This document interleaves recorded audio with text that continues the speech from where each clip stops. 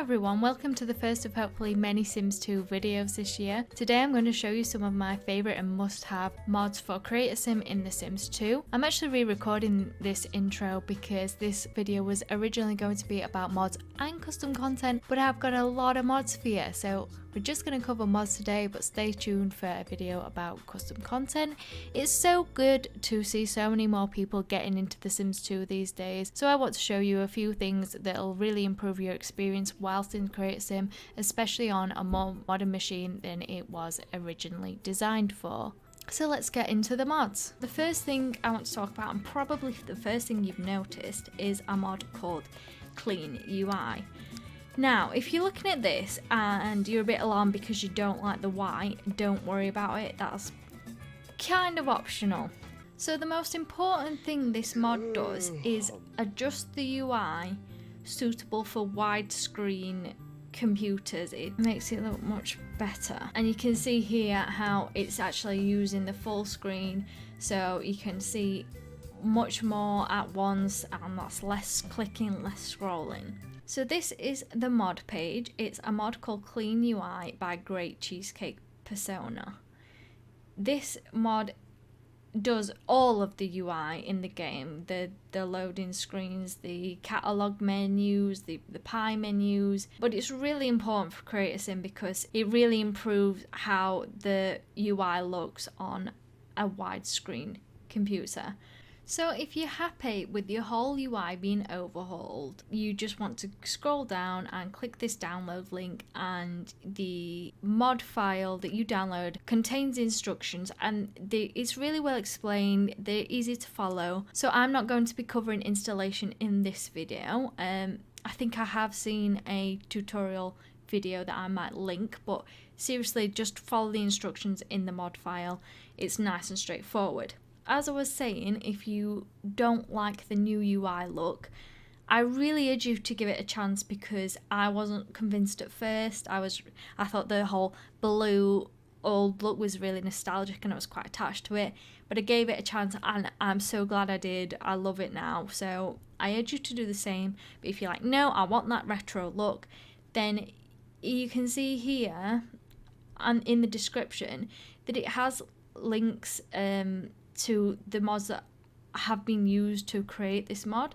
So if you just want the widescreen fix, the same look, same everything, you just go to these two links here, well, or one of them actually, and you can just download one of these that'll make it look like this. So the same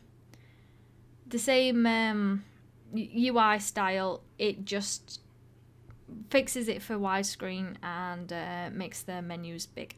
So it's up to you what you go for there, but it's all on this page. Everything you need is on this page. So the next mod I want to talk about is actually one listed under the recommended compatible custom content of the Clean UI mod that I've just covered, and it's this Widescreen CAS Camera Fix. Now what this does in game is make the camera shift over, and means that the UI will no longer cover the Sim's face, and it just it makes it easier to scroll and zoom in, zoom out, so the Sim is properly centered in the UI and is not obscured by anything. So this is the mod page for it, and again, this is another mod that has slightly different instructions and just chucking it in your downloads folder, so make sure you read that. But it's just a simple file that you replace in your camera folder, and there's a version for pets and one without pets. So if you have the Ultimate Collection or the Pets expansion pack, you need to make sure you get the version with pets to fix the camera for the pets in Create a Sim as well. Now I actually recommend you use a camera mod that overhauls most cameras in the game called GunMod's camera mod, and that mod actually comes with a CAS camera, but I prefer this one. So if you're going to use GunMods, I would just recommend that you either don't install the CAS camera from that mod, or just make sure that this file overwrites the file from GunMods. The next mod I'd like to mention is a mod that just simply stops them from smiling when you're in this close-up view. It just makes it so much easier to actually tell what they look like and apply makeup appropriately. Instead of them doing that goofy smile at you that's just really ugly and annoying, you can actually see what you're doing. Bear in mind that when you in the clothes window, they will still be smiling. But I don't mind that at all because it's to help you do the face properly, so it doesn't really matter when you're picking the clothes with the smile in it. I think it's quite cute at this point. So this is the mod page for this mod. It's on Mod The Sims. If I fail to mention, all the links for the mods mentioned in this video will be in the video description. But this is a really simple one that you can just put in your downloads folder. So that's that. Next, another small subtle mod.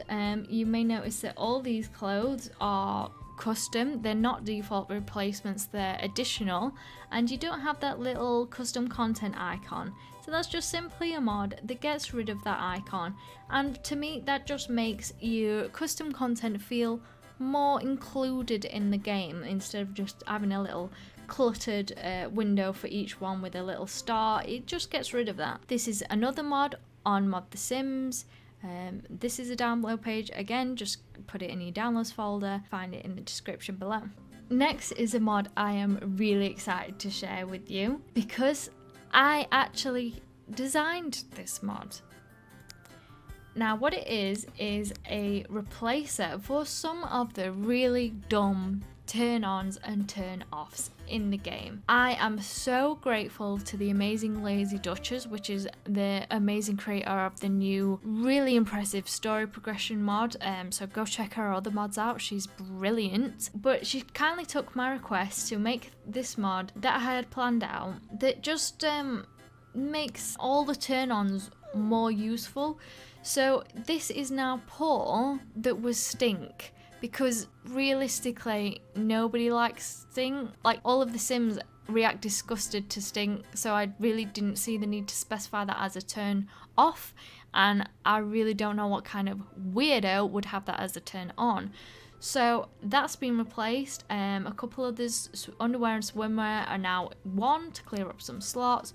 All of the occult supernatural types are in this one. You've got rich, educated, reputation, good and bad reputation. You might like a bad boy, or you might be really looking for someone that's made a good name for themselves, someone that's got a talent badge, someone that's a good dancer. And now eye colours replace the supernatural slots, and now we have one that combines robots and aliens together. I am so happy with this. I feel really blessed that I had this idea made. It's brilliant. I really, really recommend this. It just, to me, just completely overhauls the whole attraction system of the game. So here's the mod page for that mod by Lazy Duchess on her Tumblr, and this will tell you what each turn on is new and what it's replaced. And it also includes some really important fixes about the original traits, makes the hard worker more inclusive, so it's brilliant. Next is two mods that both add new sliders, and you can see which ones they are because they're the ones with the little windows not covered by the UI mod. So these grey ones are the vanilla ones, and all these blue ones are new, and it's so cool. There's just so many new ways that you can tweak your sim now that you didn't have before.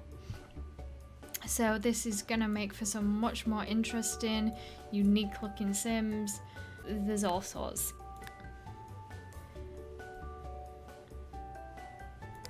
So here are the mod page for the two mods. They're by the same brilliant author called Nopke. I think that's how you say it.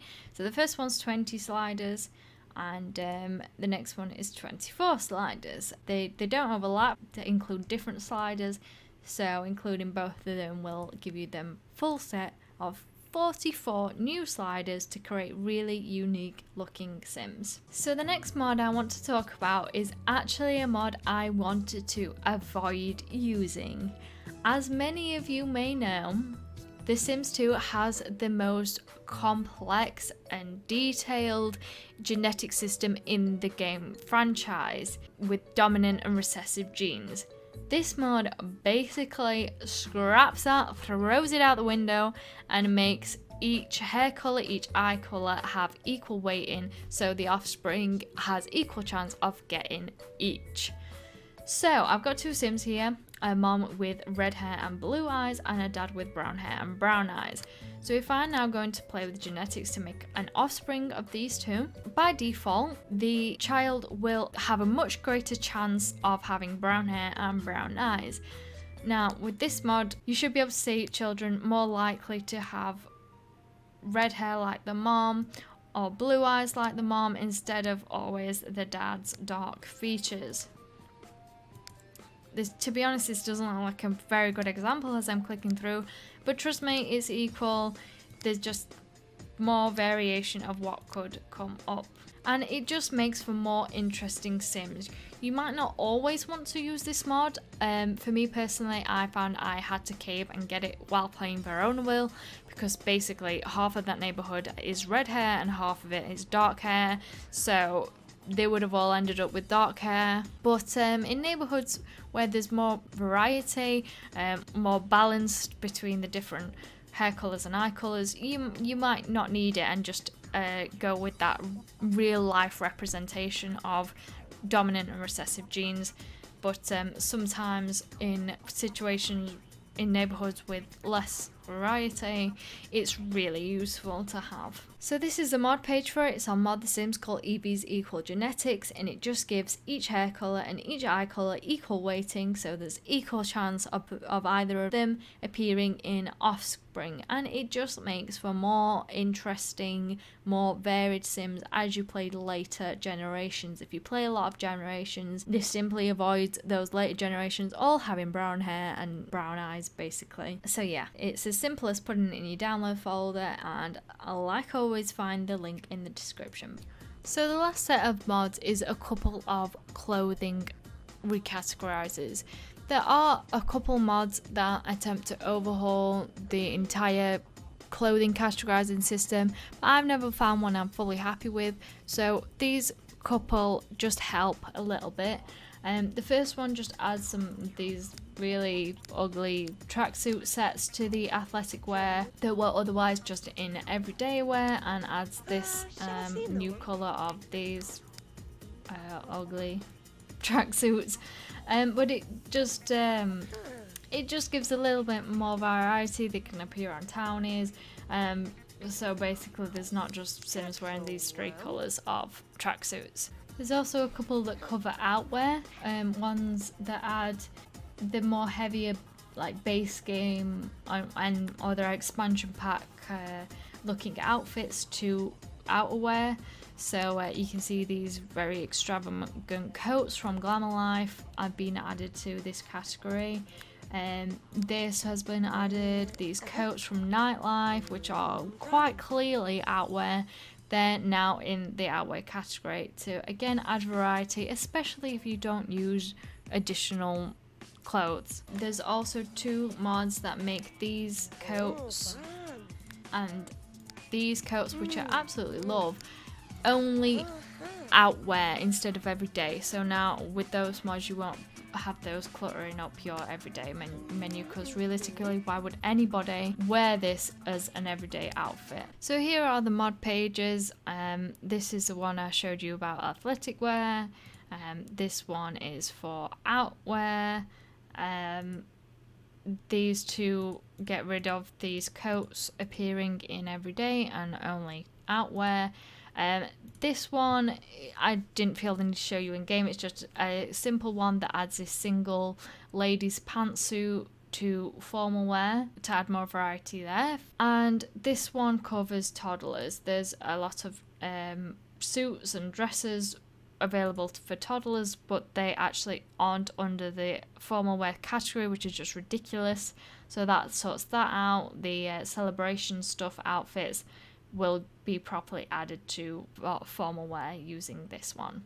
So the next mod actually takes us outside of Create a Sim, and it's actually a mod that basically gives you an option to access Create a Sim when you're not in it. It's a really easy way to change the appearance of your Sims and Sims outside of your family and edit their appearance and get them new clothes. So it just pops up this window. This one's similar to like you would go to a mirror, but it's just much faster, and you can change anybody's appearance through this menu.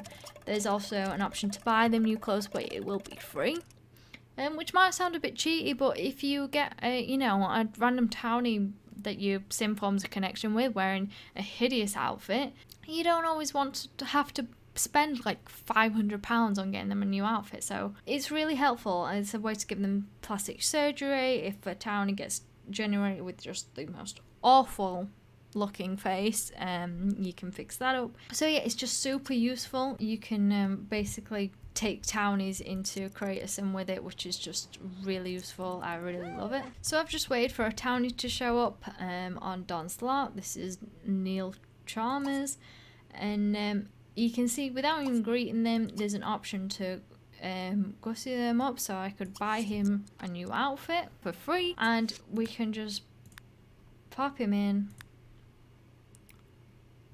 a brand new outfit, add them to basket, and it doesn't cost a thing, and then you immediately get the option to change his outfit, and there we go.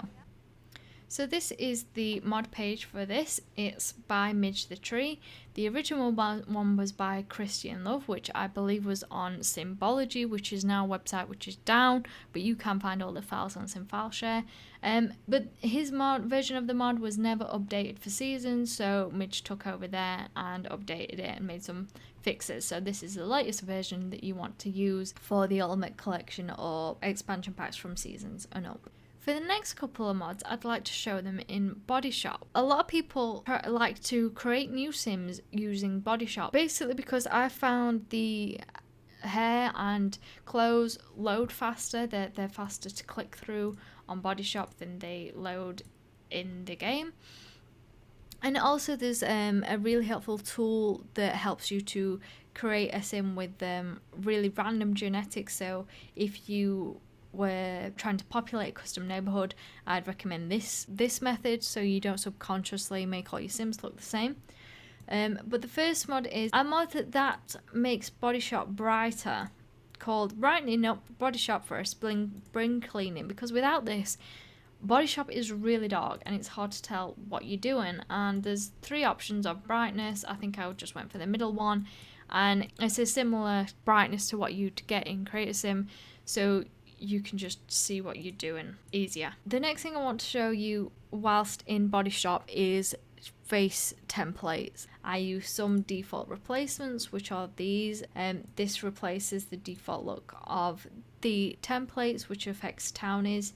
Just makes them look a little bit better, less ugly. But I also use some custom templates. These are by DD. There's a couple of ones by her, but these are the ones that I use because this was originally a default set and I thought they looked really cute, but I didn't want them to be my default, so DD made a version that aren't default, they're additional. And I also use these around the world templates, which are really interesting because you can basically download templates from a region of the world, and the creator has taken stereotypical features from these different ethnicities to make these much more unique looking templates, so that's really interesting. And the best way to see face templates is in Body Shop. Unfortunately I can't exactly identify which is which, but there's a lot more to work with, so you can use variations of more, and again create more unique looking Sims. And while we're on templates, I just want to mention this fix. that fixes a problem with 2 of the default templates known as archetypes. I think it was something about sometimes they wouldn't appear in randomized townies or randomized generations, so yeah, that's just a little fix to get those 2 templates working properly. So that was all the mods I have for you. As you can see, we were kind of getting onto custom content with the face templates, but more custom content is coming in a part 2 where I'll be showing you everything I use to make what are, in my opinion, the best looking Sims in the entire Sims franchise. So stay tuned for that, as well as many more videos on a variety of games, but particularly Sims 2 at the moment, including a Let's Play on Strange Town, which I'm actually considering streaming on Twitch, which is really exciting. I can't believe it's been a year since I've uploaded, but I think this is going to be the year for my channel. Hopefully I'm going to be doing videos at least somewhat weekly, so please subscribe and leave a like on this video. You can also follow me on Twitter at BellaDovah. I'm really close to 1,000 followers on there, and when I do hit that amazing milestone, I'm hoping to do a giveaway, so keep an eye out for that, and you could be with the chance of winning a stuff pack for The Sims 4, or maybe any pack for The Sims 3 instead. So thank you for watching, guys. See you soon.